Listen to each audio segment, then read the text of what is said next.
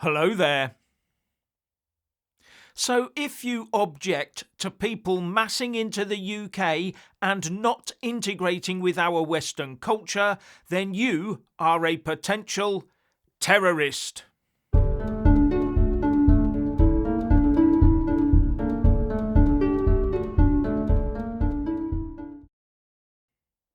Yes, that's right. According to the government's Prevent programme, wanting to preserve UK culture and insisting on having people integrate properly into the country is something that Prevent says should get you referred for de-radicalisation. Well, they need to go and tell that to the people of the Republic of Ireland, who are out in their droves today protesting against the high government-imposed levels of immigration into their country. With Ezra Levant of Rebel News reporting from the protest itself, saying that the crowds go on for blocks. Presumably our Prevent strategists would label them all as radicalised potential terrorists. And the Germans would probably also be labelled as such after the new government announced plans earlier this week to make it harder to stop deportations. Shock horror. Yes, they're altering their legal system so that they can speed up deportations and stop those like Green Party politicians endlessly frustrating the German government's plans to declare some African states as safe to send migrants back to. And once the new law is passed, they intend to declare Algeria, Tunisia and Morocco as safe countries. And here was me thinking they were.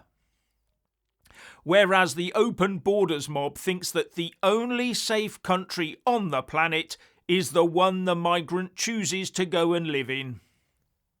Anyway, this idea that wanting to preserve Western culture and see newcomers properly integrate comes under the heading of cultural nationalism.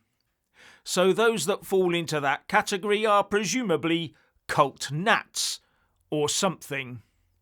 Which Prevent says is the belief that Western culture is under threat from mass migration and a lack of integration by certain ethnic and cultural groups. And wait for it, that spiel comes under the heading of extreme right wing. Yes, extreme right wing. It is considered by Prevent to be extreme right wing if you believe that mass migration and failure to integrate places Western culture at risk. Prevent obviously thinks that mass immigration and non-integration is good for the country. Who writes that drivel? And GB News reports that the classification appears in Prevent's official Refresher Awareness course hosted on gov.uk, which states that cultural nationalism represents one of the most common subcategories of extreme right-wing terrorist ideologies, alongside white supremacism and white ethno-nationalism. Unbelievable. Cultural nationalism just about sums up every patriot across the planet. And many politicians, just by talking about immigration, could fall foul of that definition, including the Prime Minister himself when he made his speech talking about the UK becoming an island of strangers. But to then tack on to that, talk about ethno-nationalism and white supremacism shows us that the aim is to join it all together, so that anyone who criticises the fast-paced ethnic and cultural changes across the UK must be a white supremacist and a potential terrorist. And this is being trained across our public services, including schools. Now, some might argue that those who refuse to integrate into our Western culture are far more likely to be the problem where ethno-nationalism is concerned. Otherwise, they would be integrating. But I suppose saying that would also get you on the Prevent list. In fact, it sounds to me like loving your country and not actively changing the country and its culture to fit in with newcomers is the real crime where Prevent is concerned. Now, the Prevent programme is one of 4 parts of the wider counter-terrorist strategy, or contest, which started in 2003 in response to the 9/11 attacks. The other parts being Prepare, Protect and Pursue, with the whole package being about stopping radicalisation before it starts, but be prepared for it, protect against it at home and abroad, and pursue the radicalised terrorists. And the idea of the Prevent part is to identify potential radicalisation as early as possible and nip it in the bud. Hence it's used in schools, presumably like the one a certain Welsh choir boy attended.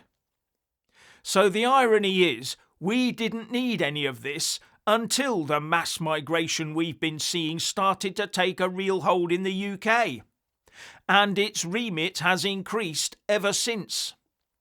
And Prevent now seems more intent on quelling any nationalist or patriotic feelings among the UK settled population as opposed to the original reason why it was set up. But I do suppose that targeting the settled population is far easier and less fraught than being considered as racist, isn't it? Telling us the true direction of travel where the establishment uniparty blob is concerned. There will be no smashing of the gangs and no real let-up in the levels of inward migration. If the establishment had wanted to stop illegal immigration and cut back legal migration to the tens of thousands, they would have done it. But they haven't, have they? But they have talked endlessly about doing something about it, except the obvious of leaving the ECHR and changing the law. Even Kemi Badenoch is trying to fool us, saying that she's going to review the UK's membership of the ECHR and find all the pitfalls and bear traps of doing so. But that, of course, will have to be done properly and take a lot of time. Another field of long grass identified to kick that troublesome ball into. And Keir Starmer has recently named Dr. Mary Ann Stevenson as the new head of the Equality and Human Rights Committee. And according to the Telegraph, she not only wanted a wealth tax for net zero, but also called for a new system to increase the number of asylum seekers coming into the UK. And the Telegraph report goes on to say that she recently signed a letter organised by the charity Together with Refugees, which says the Labour government's plans to smash the gangs should be dropped and replaced with more legal routes of entry for asylum seekers into the UK. And she will be the one in charge of an independent body, a Quango, with United Nations accreditation, that is responsible for enforcing human rights and equality acts. And the Equality and Human Rights Committee has powers to investigate, issue legally binding agreements and take legal proceedings. So never believe what politicians say, look at what they do and who they appoint. And when they spout about human rights, point to the plight of the Chagossians now that Keir Starmer has paid the new colonial power of Mauritius billions of pounds to take the Chagos Islands off our hands, for absolutely no concrete reason at all. In fact, after their late High Court challenge that failed to stop Starmer's sellout to the Chagossians who live in the UK but want to return home, those same Chagossians have sent a letter to the United Nations, saying their human rights have been ignored to get that deal done. But Starmer isn't listening. Human rights only apply to some, it seems, and definitely not where the UK settled population is concerned. Finally, please like, subscribe and comment below, and a big shout out to our Patreon supporters, and thank you for watching.